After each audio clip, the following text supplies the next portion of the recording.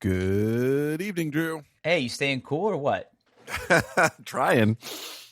Oh man. Oh, Have you guys lost power at all? yes, yes. Oh shit, dog. What happened? Well, I mean, it hasn't been too bad. Both like Monday we lost it for like 10 minutes. Tuesday was like for 20 minutes, and yesterday was for like 2 hours. Oh, dog. In this heat? In this heat. God damn, son. Now, was it due for those people that don't live in Central Ohio, right? The big kerfuffle in the area right now is it's been, I mean, there's really no way to say it, oppressively hot. It's been hot. Yes. It's been hot. Like the temperature has been in the high 90s. The quote unquote feels like, I think at one point down by you was probably pushing like 108, 110. Yeah. It was bad. It was bad. But prior to all of this heat, we had some truly massive storms. Big old town. Storms. Yeah. Yep. We got spared most of it. It rained hard here a little bit, but it was a hell of a lightning show. What was that? Monday night? Tuesday night? I can't remember. It was Monday night. Yeah. One of those nights. Anyway, so those storms rolled through and people lost power as a result of those storms, and there were like tornadoes that sort of touched down. So things were not great prior to the heat. And then everything sort of went to hell this week because with power lines, the stated reason was power lines went down and people were running their air conditioners full blast, and all that strain on the electrical grid, which is apparently more fragile than me. Like they basically shut a bunch of customers off. They sure did. Yep. Yeah. Now you were a casualty of that, I take it. We don't have AEP. You don't have AEP. We don't have AEP. Okay. I belong to a energy co-op called South Central Power. And they've just been mostly dealing with I mean, this is what AEP is dealing with on a smaller scale, right? The storm came through, did a lot of damage, and then literally everybody's running the air conditioner full blast all the time. And that puts excessive strain on the grid, and Woof. Yep, man. Yep. But today it's been good. No blips, no nothing. Now, what about you? Have you been? No, we've been fortunate. The only thing that kind of sucks about us is it's just this is such a big house to cool, and there is probably a 10 to 15 degree differential between my office downstairs to upstairs, to where like I need to wear socks and like pants in my office when I'm working, because it is cool down here. And I'm not that I'm complaining, because I like to be on the cooler side than the hotter side, but even upstairs, like on my main floor of my house, where like the kitchen and the living room and stuff is, and our bedroom, because we have a first floor master, it's nice and cool. Like it's not super hot, not super cold. Like it's just comfortable. It's not humid. Upstairs, like the second floor of my house is pretty darn warm. And it always sort of has been. And we have some attic fans that move air around up there, but it's pretty warm up there. And like my dad's visiting us this week, and like I've given him some extra fans, and like unless I were to like completely crank my AC as low as it goes, I don't think it has the juice in it to cool that second floor. So I don't know. Like I see what a lot of people do these days is they basically have an extra compressor for just upstairs. Yeah. We don't have that. I don't know if there's anybody in my neighborhood that has that, but I'm seeing a lot of newer builds or a lot of like these really, really big houses that are starting to do that. I don't think my house is big enough that I need that. Like here's the thing. It's warm up there, but I could still fall asleep up there with a fan on, right? But for guests, I don't want my guests to be uncomfortable if that's the thing. I can understand that. Yeah. I mean, ours isn't that bad, but it definitely gets warmer upstairs than downstairs. And yeah. Now your bedroom's on the first floor, right? No, all of our bedrooms are on the second floor. My office is on the first floor. Gotcha. Yep. Got it. You sound a lot better, by the way. How's the COVID situation? I feel much better. Yeah, you sound better. Except that it's just kind of like lingering in my lungs. Which is, it just, I still got mucus in my lungs. got mucus in my lungs. So because of this heat wave and our power outages, I have become aware that I need to replace. Actually, I need to replace one. I need to buy one. I need to buy some more UPSs, Drew. Okay, and I think at some point in the history of this ridiculous podcast, I think we talked about UPSs and like how they first surge protectors in general, UPSs as well because of the batteries. Yeah, they need replaced. They don't stay good forever. Yeah, the one that my Synology is attached to, it doesn't do the battery backup part anymore, which is unfortunate.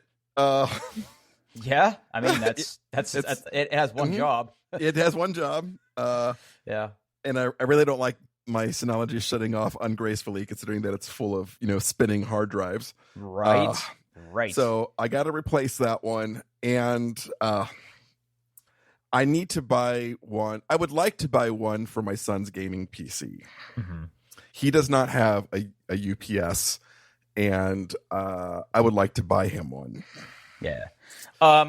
Okay. So a couple quick notes, right? Mm-hmm. I have 2 UPSs in my house right now, and they have both done like just a phenomenal job. Like they're a little more on the expensive side. I'm okay with that. Yeah, I mean they're not like, listen, if you even just go to Micro Center or Amazon, like you can go just like everything else we talk about on this goddamn show, like you can go completely off the deep end and spend $1,000 on a UPS if you wanted to, right? I'm not suggesting that, but not for what I think we are, because I don't think we're professionals, but we're also not consumer. We're in that coveted prosumer. Prosumers.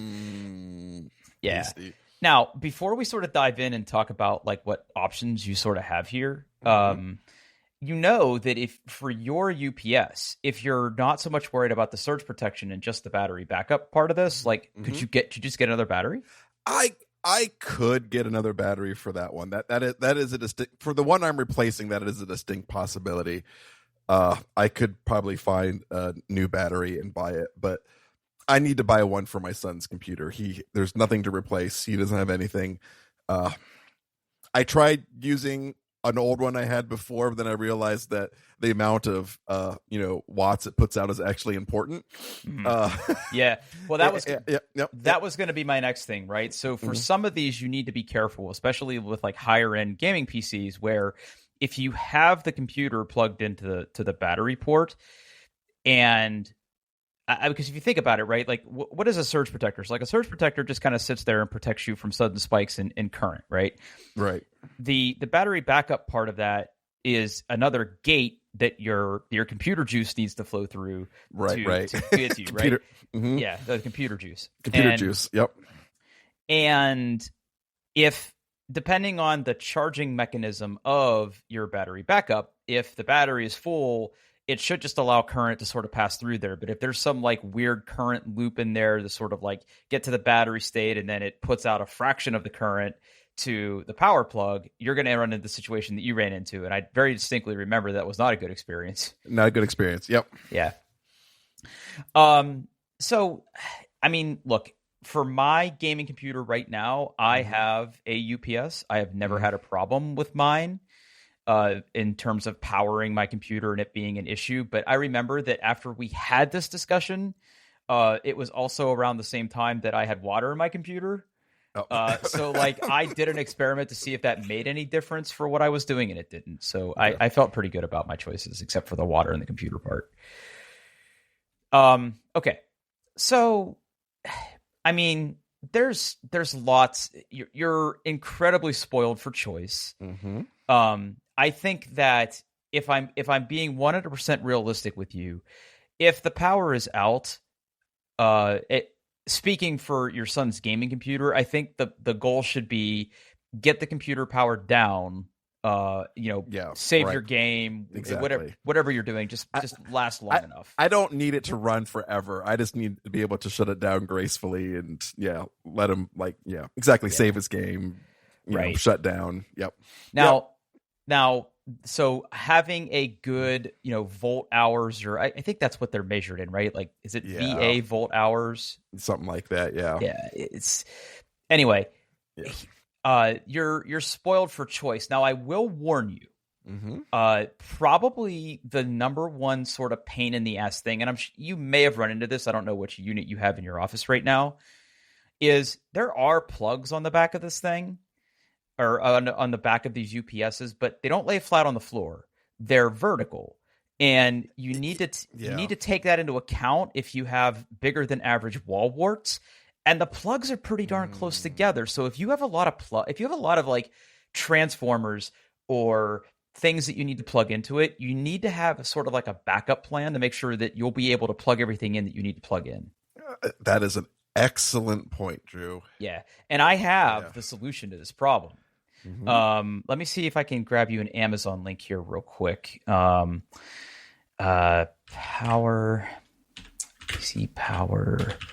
short cords. Oh, I think I have some of those somewhere. Did we talk about this?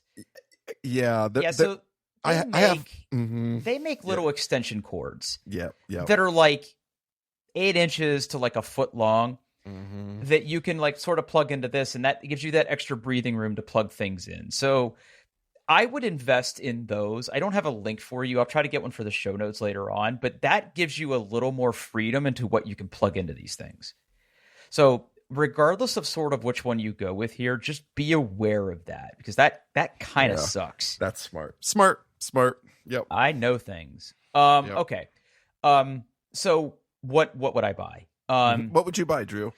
I've had very good luck with the APC brand of things. Mm-hmm. They have done very well for me. Let me see if I can find the particular model that I have, because I'm having trouble finding it right now. It looks like the models that are available now are way different than when Daddy had to buy his. Oh, is that it? No, that's not it. Hang on. This is the show. We're looking at power supplies and UPSs. Mm-hmm. They might not even sell. Oh, wait. Oh, this looks like it might be it. This looks very similar to what I have. So I have something that is akin to this, and it's actually not super expensive. I don't really know I got to see what the difference is between these things. So this is the one I have. I'm going to put the link in our doc right now. Okay. This is what I have, and it seems to power my stuff perfectly fine. It has, let's see, 1, 2, 3, 4, 5. It has 10 outlets. It has coaxial support if you have like your cable modem plugged into it or whatever, because like dirty computer juice can come through there. But I'm just looking at Micro Center, and like so APC has 2 models on here. I'm trying to see what the freaking difference is. Oh, this one's higher voltage. So there's another one in here that's like $70 more that is more volts. Yeah.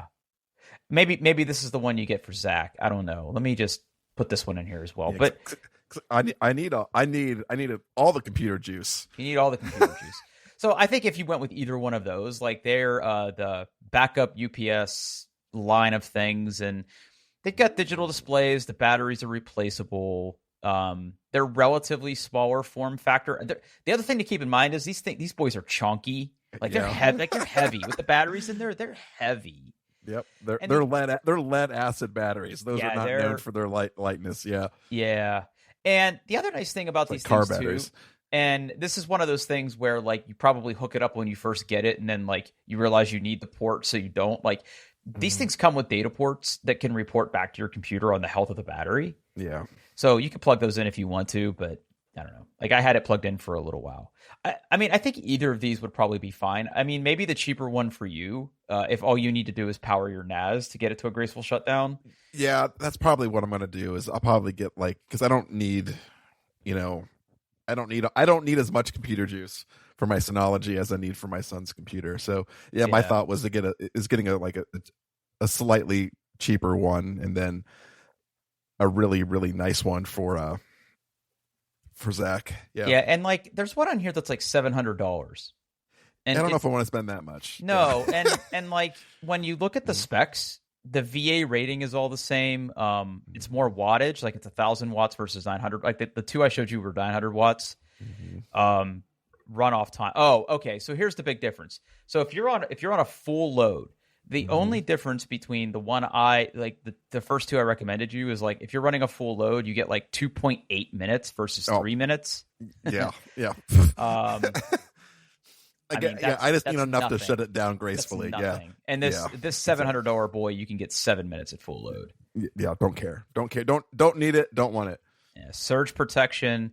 That 239 one has better surge protection apparently. So I don't know. I love that Micro Center sells a couple rack mount. Yeah, well, that's it, right? Like, good for them. And that's why I bring it up because, like, I have a rack in my basement, but I'm not buying that. Not for $800 for only 6 outlets, by the way. Yeah, exactly. Right. Yep. And I mean, it looks like it has a port you can plug the cloud into it. I don't know if you looked at the package. You can plug the cloud into it. Ooh, fancy. Title. Yeah, it's got the port is labeled with a little cloud icon. Yeah, because I need someone to hack. I need someone to hack me through my UPS, right? Like, neat. Woof. Well, yeah. I don't know. I feel like that $239 one is probably the sweet spot. Yeah. At least for Zach, I think it'll probably do exactly sort of what you want. It looks like it has really decent surge protection. I wish I could tell you. The one I have, it doesn't look like they even make anymore. And I've had it for a number of years. And I have 2 of them. I love them so much. I have 2 of them. But yeah, I think you probably can't go wrong with this. I mean, there's also these cyber power ones. And like, look, I would say this. I think you could very easily buy the wrong one. Like if you were to go on Amazon, like it's just like buying shady cables from Amazon. Like I don't want a combustible battery, let alone a bad cable from Amazon. So I would go with sort of a more trusted name brand here. Like I don't think the goal would be spend bottom dollar. Not that you're a spend bottom dollar kind of guy. That would be my only sort of concern. And just make sure everything you want to plug into it, you will be able to plug into it. Yeah, for sure. Yeah. I mean, he doesn't have a whole lot up there that's hooked up to his computer anyway. So like, there's his computer, his monitor. Yeah, so I think maybe a set of speakers. So it's not going to be a huge, like, not plugging 8,000 things up there. So yeah, so like for me, right? Like if I look at mine right now, the only things that are plugged into the UPS ports are the computer and one of my monitors. Yeah. The other monitor, my headphone amp, my Nintendo Switch, my desk, my motorized desk, and my iPhone thing that you bought me. Those are all on. Oh no, wait, the iPhone one is actually in the battery backup. So, but yeah, I mean, I think it highlights the fact, especially with like sort of rolling brownouts or blackouts, like especially it's like, I think the number one casualty you could probably have here would be your Synology.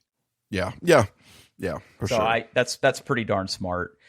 I mean, so my situation, right, is that in my back cellar, all of my computer stuff runs off of a GFI circuit. Okay. And if the GFI circuit trips, meaning like somewhere in the house, Mandy overloads us with a hairdryer or for some reason, one of my drill chargers will cause it to trip. If that trips and that circuit goes out, the battery backup will kick in.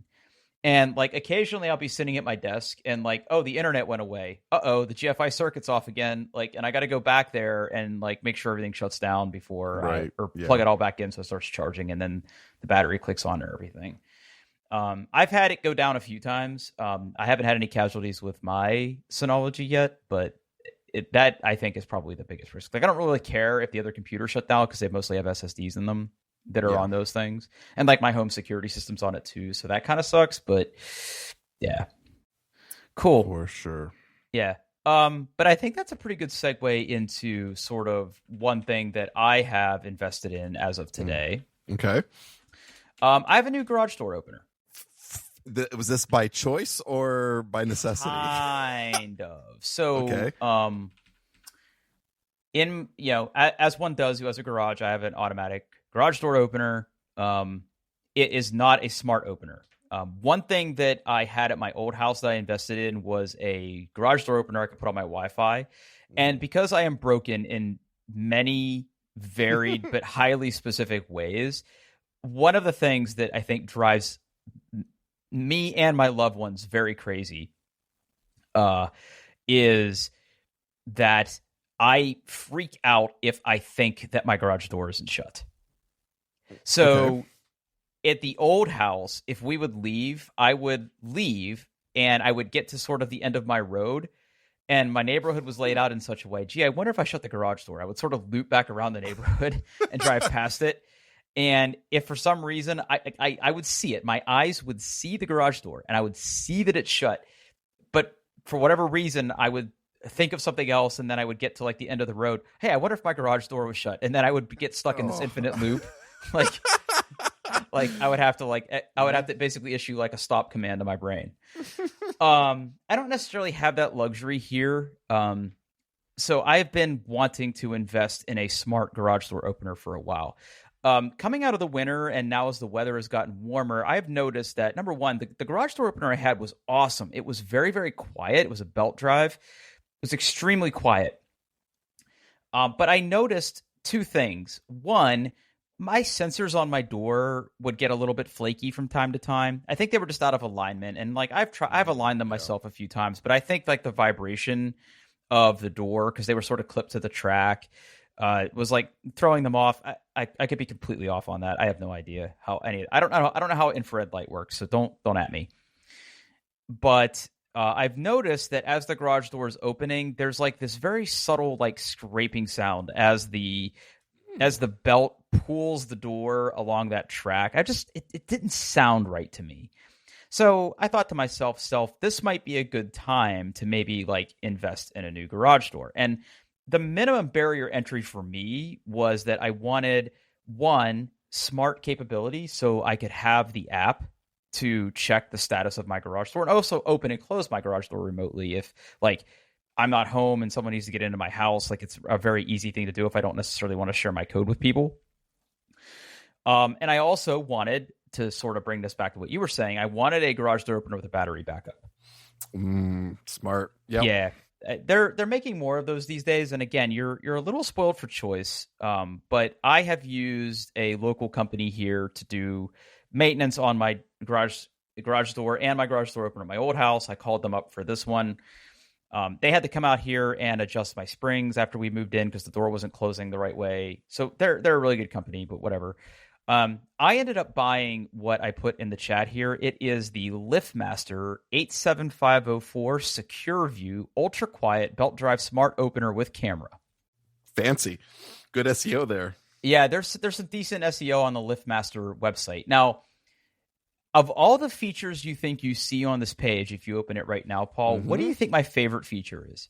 Okay, let's see. Built-in camera. I'm guessing it's not that because you already talked about the camera being able to see.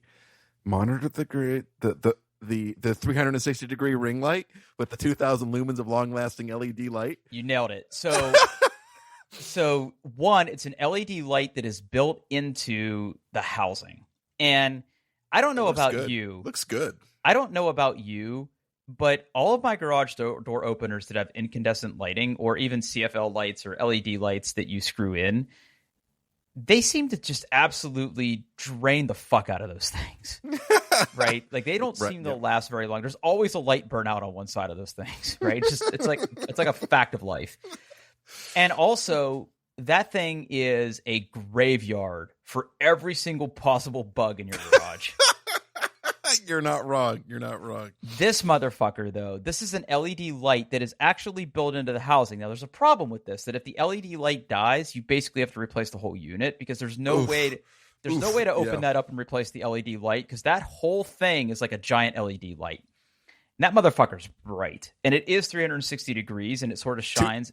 2,000 lumens is no joke. Yeah, it's a lot of nits. I don't know what the lumen to nit exchange rate is. But, we're gonna find out. Yeah, but it's very, very bright, and I mean, listen, I'm sure if there is a bug that is determined enough to crawl into that housing, they could probably find a gap in the plastic, but I haven't found it yet. And I don't know how anything's going to get in there. And that is just fine with me because that'll keep everything out of there. And the camera is pretty good. It's two-way communication. So like, you know, when my wife's in the garage, I can shout nice ass. And she can shout back. She can say "fuck you" to me, and I can hear it. It's got a microphone built into it too. It's the ultimate in spy tech, baby. Yeah. Oh, that's great. Yeah, it's pretty good. Yeah, she can give me the finger. She's leaving. You know, we love each other very much. Very nice. Yeah, and it's got night vision, which is pretty interesting. So like, I'm looking at it on my phone right now, and like everything's like black and white in there right now because it's dark. Cool. Yeah, no, it's really cool. It was a little more on the expensive side. So again, if you haven't necessarily had to play this game, like Liftmaster and Chamberlain are essentially the same company. Chamberlain is what you and I can go to the store and buy, but Liftmaster is like available only through like resellers. So I bought this through the guy who owns this company. So like, and I'm a repeat customer, so I got a little bit of a break, but it was still several $100s. I mean, it wasn't $1,000, but it was an expense that I don't. And I'm sure that my other thing could have been repaired probably. So I have a little bit of buyer's remorse on this, but I'm really digging the features. And again, it's all smart app enabled. So I can check this at any time. Like if I leave my house and I get into that weird loop, all I have to do is open this up. And before with my smart opener, I could just see the status of the door, open or closed. This I can actually see, like I can look at it, like I can look at the garage door and see what's happening. And that is peace of mind that you just can't get. If I have one complaint, the technology that most of this stuff runs on, they call it MyQ. So you'll see it probably in the MyQ app. So, like I said, at my old house, we had the smart garage door opener, and it worked totally fine. So, one thing I was never able to figure out is how to remove my old garage door opener from my account. So let me just let's play. We're gonna play a game. Okay, I got one of my patented games for you. Okay, all right. Now, I obviously can't show you what's on my screen, but I'll do my best to sort of describe it. Okay. So let's say I want to remove an opener that has been previously paired with my app. Okay. Walk me through your thought process of what you think those steps might entail. Well, I'm guessing it's a modern smartphone app, so I'm sure there's probably like a list of all of the devices associated with your account, and I'm guessing on each one there's like like a hamburger menu or like a 3-dot kind of thing, or to bring up like a sub menu. And I'd imagine there'd be like a remove from account or delete button somewhere that you could push and get a confirmation to. I mean, am I apparently I'm wrong. No, wait, you're wrong, but not for the reason that you think you are. So again, like you and I are veterans of iPhone apps. That sounds like a perfectly reasonable experience and sort of what I expected as well. Now, after I added my new opener today, I had two openers on my account. One that's like, and one that was like, oh, this is the one you just added. And for the life of me, I couldn't figure out how to delete this. Now, to sort of tell you that you're like 99% there, okay? There's no hamburger menu. So when you open the app and you're sort of on your home screen, you sort of default to whatever device is first, I guess you could say. And like for me, it's a picture of what's currently like shown on my camera. And then underneath that, it says garage door closed for 3 hours. And it's got a little series of 3 dots next to it that I could click on, and I can like get diagnostics. There's like scheduling in there. Like there's all sorts of things you can set. In the upper left-hand corner of the screen, there is not a hamburger menu, but there is the canonical circle with my initials in it. Okay. Right? Okay. And if I click on that, it makes me authenticate with Face ID because it basically brings up my account. Now, okay, so let's play a game. So I have the account page open, and this is sort of where you got to here. And before we follow your steps that as you suggested, let me just walk you through the choices we have here. Okay. So we got Circle DF Drew Ferguel with my email address underneath it. A big button that says support. Okay. Underneath that, a menu that has like the arrow to the right. So if I touch one of these things, I'm going to fly into another menu. Okay. So here's the choices: manage account, my queue, video storage, invitations, device management, security, my dealer, privacy, legal, sign out. Device management is what I would think. All right, so we're gonna touch device management. Okay, now. Okay. So you're gonna fall into the trap. I'm gonna warn you. Okay. On this page, on device management, there are 3 sections. There is a section that is labeled Hub, a section that is labeled Cameras, and a section labeled HomeKit Homes. So for me right now, because I've already successfully removed the device, I have a hub called, ironically, Garage Door, a camera called Garage Door Camera, and a HomeKit Home called My Home, and then parentheses, Primary Home. Okay. So let's say I wanted to remove the Garage Door hub. Okay. Now, so this looks very similar to the previous page, right? I could touch any of those sections, and there's an arrow to the right indicating that there are more choices. I would go to the hub, right? The garage, the Garage Door hub. Perfect. You're right on track. Okay. So on this page, here are my choices. Hub name, and that's where I can set the name. It's currently set to Garage Door. Devices/sensors paired to this hub, Garage Door, or add new, and change Wi-Fi settings. Oh shit! It's a trap. Go back. Okay. Well, so to sort. Is it any of those? Yeah. So just to let you know, right? Because there's no button in here that says remove yet. No. If I touch Garage Door, right, I get a new page. Looks slightly different than the other page where it says edit name Garage Door, and then I have 4 choices. Actually, more than that. I can touch any of these sections to go to yet another page. Notifications and alerts, schedules, MyQ diagnostics, diagnostic information, and at the bottom, a big red button that says remove device. Oh. So what do you think happens if I touch remove device? You get a confirmation screen? No, you get an error. Unable to remove device because it is permanently paired to your account. Do you have to go through support? So after banging my head against this for most of the morning, because I thought that I was the dumb one, I called support. I did it. I threw up my hands. I'm a read the docs guy. Always have been. I could not, for the life of me, figure this out. Now, support, as they do, calmly walk me through what must be something that happens a lot to this. And I'm seriously tempted to write a blog post about this. Okay, so if I go back to the very first step, then I go to device management. On the page where I can touch, like, the name of the hub, I can swipe left. I was going to ask. I can swipe left, and there's a delete button. So that works. So why the fuck does the not remove? So you know the explanation I got? What? So I don't know if this is a thing, but what the nice lady told me on the phone was, on iOS you have to delete it this way. If you're on Android, that remove button, I guess, works. Are there still frameworks for like apps that work across? Okay. Oh yeah. That has to be what it is. It has to be that. I don't know. I know at one time those were in fashion, but I don't know, man. They still kind of are in a lot of places. Yeah. Yeah.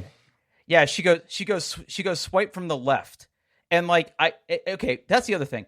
If I told you swipe from the left, you would put your finger on something, and which way would you swipe? Well, from the left means I put my finger on the left and then swipe. My finger is going across the screen to the right. Okay, that's what I thought too.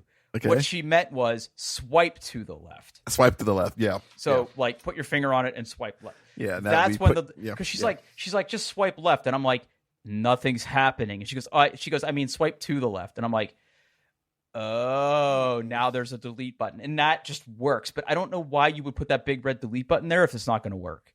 Like that sent me into a whole like tailspin of like, am I John Siracusa now? Like, it's just like, what am I doing wrong here? Well, like, so I don't. You should have asked her to submit a bug to their developers, which I'm sure they have on staff all the time. God. Yeah, sure. But you know what though? Like, hats off to them. Like, the fact that they actually had a support line where I actually got through to a human and I didn't have to go through like a terrible chatbot or anything, like even though I come off sounding like I'm a huge like dumb idiot with this stuff, like that was actually not a bad experience. So at the end of the day, like I was actually pretty impressed with the whole support experience here. But man, this app needs something else. So anyway, if you're in the market for a garage door opener, you could certainly do worse than this. I am not, but I will keep that in mind. Cool. All right, let's revisit a topic from last week. You have a rumor. Yes, it's a little bit of follow-up from our MacBook Air discussions and talking about purchasing. I think a couple days or maybe before, I don't know, time is meaningless. Yeah. Mark Gurman from Bloomberg, I like that name, Bloomberg. He published an article basically saying that, hey, Apple is planning on releasing a 15-inch MacBook Air, possibly in the spring of 2023. And I just thought that was interesting. Mm-hmm. Yeah. Because a 15-inch MacBook Air would be damn near perfect. That would be really perfect. And I really wanted to buy a MacBook Air. I know. I exactly. Like, I don't know if I want to wait and it's a rumor, right? So like Apple could go, this product sucks, and just throw it in the garbage bin, and then I wouldn't have a MacBook Air. If anybody's listening to us making purchasing decisions, I wanted to give them all the information possible. And, you know who listens to us for purchasing information? Who? Me. Same. Yeah. So dude, I'm not sure if this changes anything for me, but it might. I have thought very hard since our last discussion about if I'm going to buy one of these things. Mm-hmm. And I'm like 98% there. At least I was until I saw you put this link in the notes. Exactly. Well, because here's the thing. If I have any complaint about the current MacBook Air, it's the screen size. Exactly. And, you, as well as other podcasts that I listen to, talk me well out of the MacBook Pro 12-inch. Thank you. That thing shouldn't exist. That thing shouldn't exist. Nope. But this does beg the question, right? So let's say Apple, the mad lads at Apple are going to do this, right? Yep. So today, if I go to the store and I go to the Mac and I go to the MacBook Air with the M2 chip, which those have not gone on sale yet, right? Not yet. Damn it. Available next month, it says. Yeah, MacBook Pro 13-inch, by the way. Sorry. The top of the line store spec without any customizations is $1,500. Okay, that's for a 13-inch display. So we're talking an extra whole 2 inches here, which, I mean, who wouldn't kill for 2 extra inches? Am I right? Exactly. Yes, sex jokes. If I went to the MacBook Pro, which is there's not a 15-inch anymore, but the 14-inch, the 14-inch MacBook Pro, that starts at like $2,000 for the cheapest spec. Yep.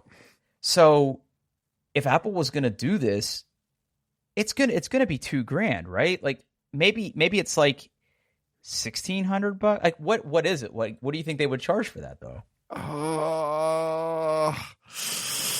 What would they charge for it? Like what is the difference between the 14 and 16-inch prices? Why is Apple.com being so slow for me right now? Come on, Apple. Are you on battery backup? I am not on battery backup. Okay, so the price difference between the 14 and the 16 is $500. Right. Oof. Okay. I can't imagine they would do that for the MacBook Air, but there's precedent. It's possible. There's possible. Precedent. Yeah. So that would mean that the cheapest MacBook Air would go from $1,200 to about $1,700. Probably. Man, I would probably play it a little conservative and it'd probably be $1,500 for the cheapest spec. But I would want more storage, so it's going to put me closer to $2,000 probably way quicker than it should. I mean, the 13-inch that I want to buy is like, what is it? I think you were like 21. Yeah, 2100. Yeah, because you wanted a terabyte and the 24 gigabytes of memory because it's an option that I can buy. Yep.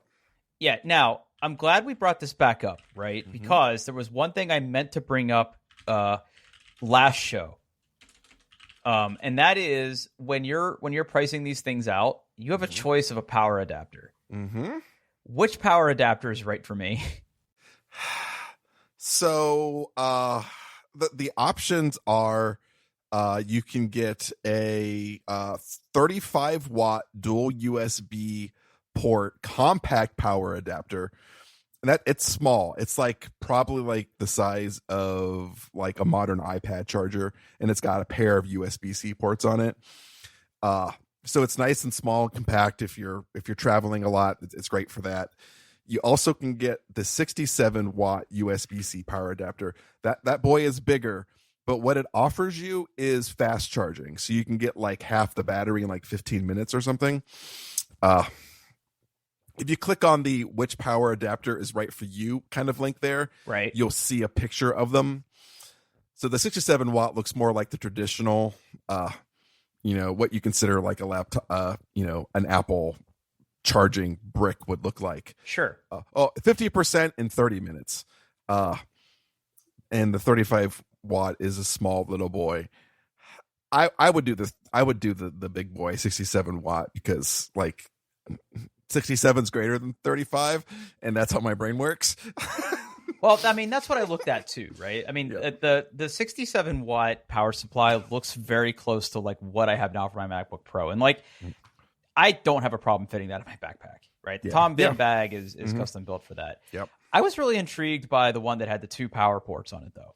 It does look nice because you could charge your phone and laptop from the same compact power adapter. Yeah, compact. Yep. Compact. But at one point when I was looking at this the other day, there was like 3 choices, and now it looks like there's only 2. I very distinctly remember that there were like 3 choices at one point here. I've also just again follow up from last show. I have also talked myself out of the blue. Okay, what you going to go space gray? I'm probably going to go space gray, but I heard the gold is really cool. I heard the gold is very pretty. So like if I look at pictures of the gold, I could probably talk myself into that because it's less champagne and more gold. It's like less orange, they're saying. Okay. I don't know. I think it looks pretty nice. It's an interesting color.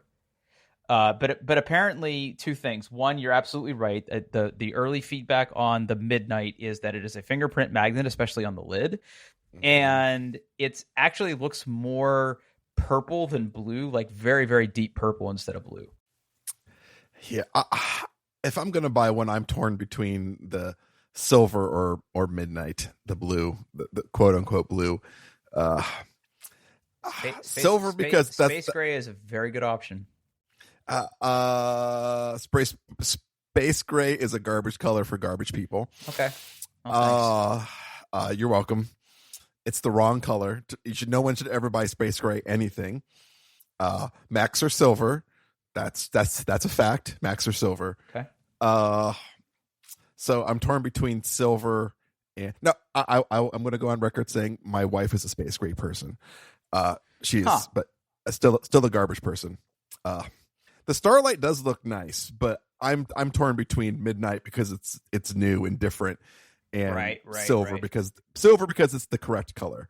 I don't know, man. I don't think I could go back to silver. I really don't. I really don't think I can go back to silver. I really enjoyed the space gray. I just like the classic, like I know canonical Mac. Like yeah, like the silver, man. It's the aluminum. It's unabashedly aluminum. Unabashedly aluminum. Yeah, that was a Johnny. That was a Johnny Ive reference when they came out with that plastic iPhone. It's unabashedly plastic. I'm not crazy. So if you're on that MacBook Air page, right? Click on the cheaper MacBook, MacBook Air, and then look at the power adapter options. There's 3 options there. Okay, hold on. Going to the. There's a 30 watt, a 35 watt, and a 67 watt. Oh, why would the 30 watt not be offered with the other one? Is it too strong? Because it's 20. It's cheaper. The other two are $20 more. Where if you buy the more expensive one, you get the better one for free. Yeah. Okay. All right. Yeah. That would certainly explain it then. You're getting the cheaper one. That's what it is. Apple's really looking out for me, huh? Yeah. They're looking after something. They're looking after something. Mm-hmm. Oh, buddy. Yeah, I really want one. I really freaking want one. Yeah, me too. All right. Me too. Man. So what are you going to do to stay cool the rest of the week? What are you doing? You going anywhere? I'm gonna stay inside. I have to mow the lawn at some point. I've been putting that off past couple of days because I don't want to die. Yeah, no, I'm just gonna chill. The wife is out on a crafting weekend with their friends, so it's just me and the kids. We're gonna go to Waffle House. Dad of the year. Mm-hmm. Let's talk about Waffle House. That's a good topic to end on. We're both Waffle House fans. I think we should go on record. Waffle House is amazing. Which one do you take them to? Oh wait, don't be creepy, but like, there's one not too far from you, right? There is one really, really close to me. Okay. It's I mean, I guess I can tell you how far away it is. There was one in Grove City proper that we used to go to, but now we have a new one that's even closer. It is like 7 minutes away. Whew. I am less than 10 minutes away from being in a Waffle House at any moment. Yeah. All right, now, okay. So let's play a quick game of Waffle House before we wrap up here. So do you take them for breakfast or do you take them for later in the day? Usually we go for lunch or dinner. We usually don't go there for breakfast. All right. It's a lunch or dinner kind of thing. Okay, so what? Okay, we've talked about this, but what do you get? I have two things that I like to get. Okay. What is the one is it's the classic.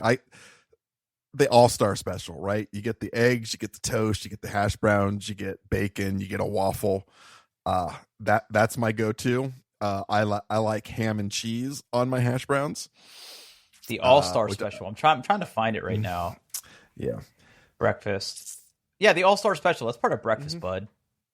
Yeah, but you can get it. You can get it anytime. Oh, okay. You can. Yeah, it's Waffle House. You can get what you want when you want it. You don't have to be shackled by the man's definition of breakfast. So the all-star special. The all-star special, right? It's eggs, toast, bacon, and a waffle, apparently. Mm-hmm. Yep. And you get what? You get ham? I like ham and cheese on my hash browns. Hash browns. Okay, so hash browns. I'm just looking at this here. White toast, waffle.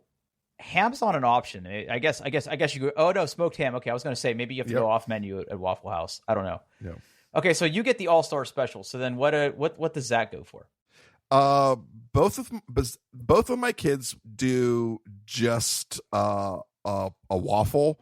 My daughter likes chocolate chips on hers. My son likes it plain, and they also get a side of hash browns, and that's what they go. That's what they go for. Their hash browns are so freaking good. They're good. They're good. Like, you can every time I've gone there, they're fried. I guess they're fried, right? I mean, they're grilled or fried in such a way, that like you can like basically pick up a whole frisbee of hash browns and eat it. Like, they're all put together, and like I don't know if it's the oil they use or the particular types of potatoes they use, but they are just.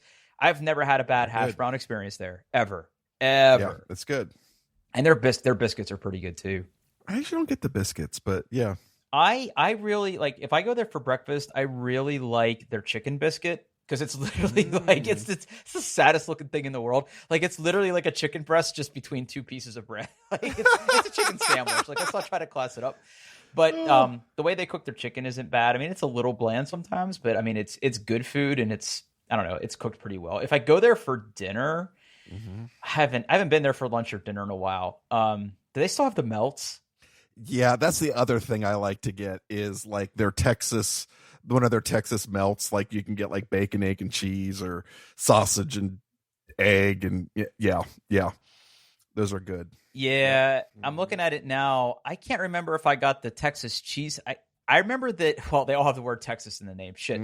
I can't remember which one I get. I want to say that I've had the chicken melt and I didn't like it. Maybe I had the cheesesteak. I remember liking one of these very much because the bread is like toasted. Like it's like they put the bread on the griddle, I guess. Yeah, they sure do. Oh, Toast it up. So good. Man, I would absolutely crush one of these things right now. I'm so hungry right now. Yeah, Waffle House. I'm going to get it one of these days. Looking forward to it.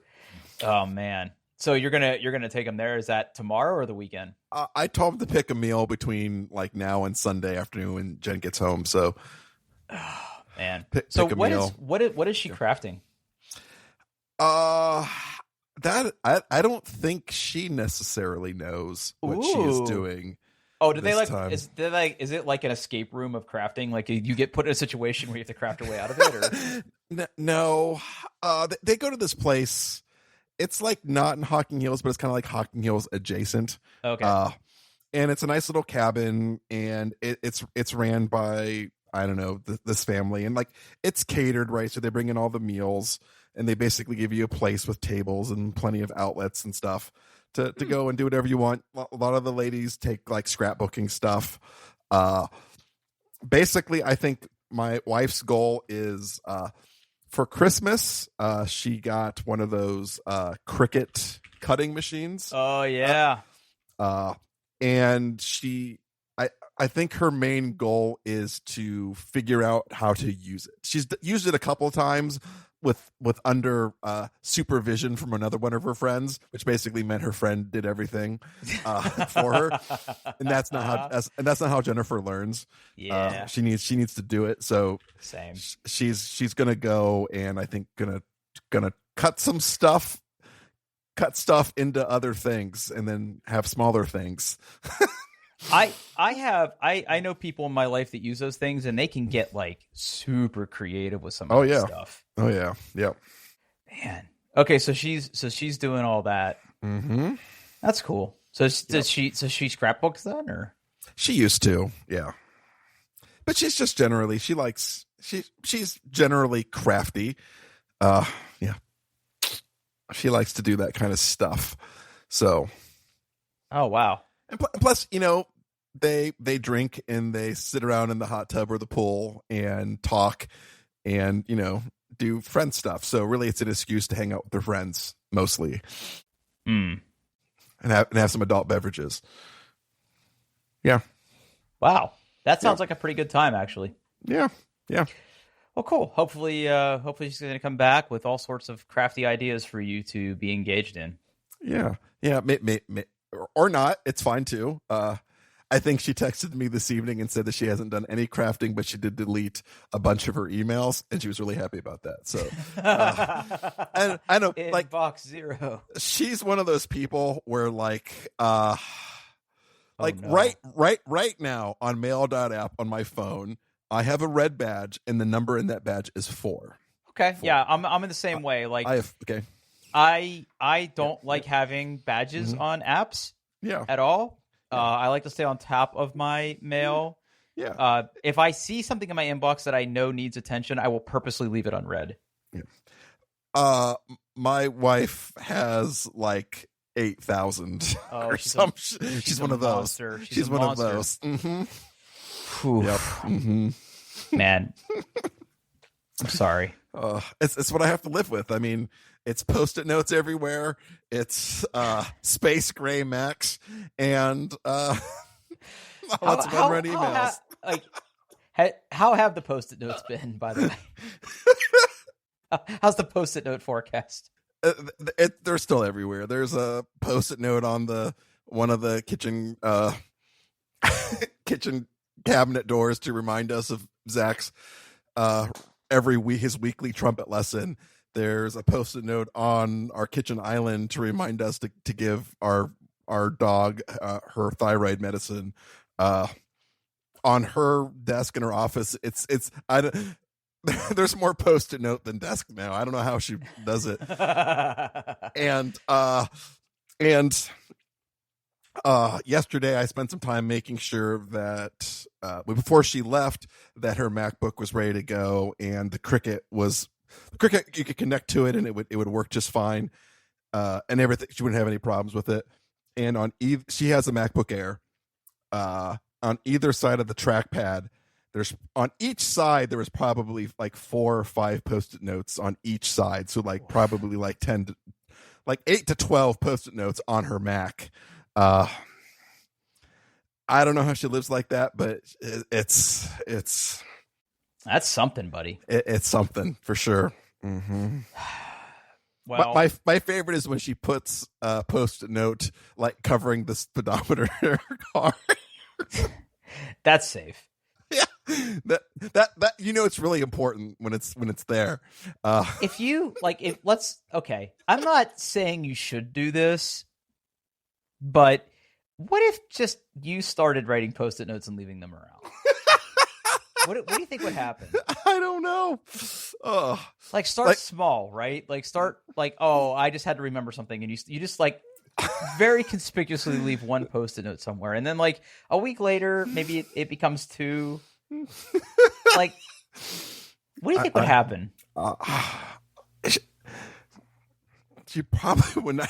Either she would yell at me immediately for making fun of her, or she would support it, and we would just be covered in Post-it notes. Yeah, it would bring you two closer together. Yeah, maybe. We don't need that. Yeah, it doesn't seem like there's a lot of upside to this. So forget I said anything. Oh. All right. Well, let's get out of here before we say something about our wives. We shouldn't. Say more things that we shouldn't. Yeah. Hey, we're on the internet. Doingtheirbest.com. We're on Twitter at doingbestpod. You can find me on Twitter at Paul Baylor. And where can we find you, Drew? I'm on Twitter at Pittfurg, Pittfurg. All right, everybody. Thanks for listening.